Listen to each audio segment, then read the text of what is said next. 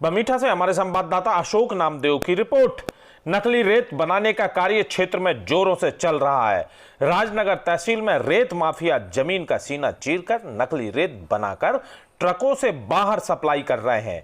बारिश कम होने के कारण नदियों में रेत आई नहीं है। अब रेत माफिया शासकीय जमीन, तालाब, नदियों के किनारे वन विभाग की जमीन की मिट्टी को खोदकर पंपों से धोकर रेत बना रहे हैं। एसडीओपी मनमोहन सिंह बघेल ने नकली अवैध रेत माफियाओं पर अंकुश लगाने NH 75 पर चेकिंग अभियान चलाया।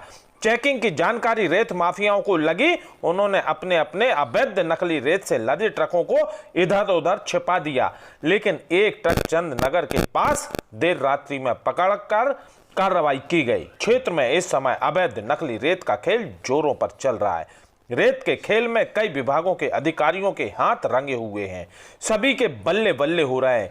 यदि नकली रेत बनाने का अवैध कारोबार जमीन से खोदकर किया जाएगा तो भविष्य में जमीन और पर्यावरण को खतरा होगा। बमीठा से हमारे संवाददाता अशोक नामदेव की रिपोर्ट। छतरपुर नौगांव से हमारे संवाददाता किशोरी श्रीवास की रिपोर्ट। नौगांव पुलिस की बड़ी कार्रवाई सामने आई, जहां नौगांव पुलिस ने मुखबिर की सूचना पर नौगांव की माया एजेंसी के समीप एक ट्रक जिसका नंबर MP 9HA 5250 है, अवैध राजश्री गुटखा की 40 बोरी खेप बरामद की गई, जिसमें कुल 80 कार्टून राजश्री अवैध गुटखा के पाए गए हैं, जिसकी कीमत लगभग 10 से 12 लाख रुपए बताई जा रही है। साथ ही गुटखा के जो बिल है वो महज 1 लाख रुपए के मिले हैं। सूचना पर पुलिस पहुंची, ट्रक पर अब छापेमार कार्रवाई कर ट्रक को थाने लाकर कार्रवाई शुरू कर दी। नौगांव से हमारे संवाददाता किशोरी श्रीवास की रिपोर्ट। सीहोर से हमारे संवाददाता नितेश योगी की रिपोर्ट। जिले में हुआ कोरोना का धमाका, एक ही दिन में आई 34 लोगों की रिपोर्ट पॉजिटिव, 8 व्यक्ति स्वस्थ होने के उपरांत डिस्चार्ज किए गए। सीहोर में ज्यादा संक्रमण होने से लगाया 2 दिन का संपूर्ण लॉकडाउन।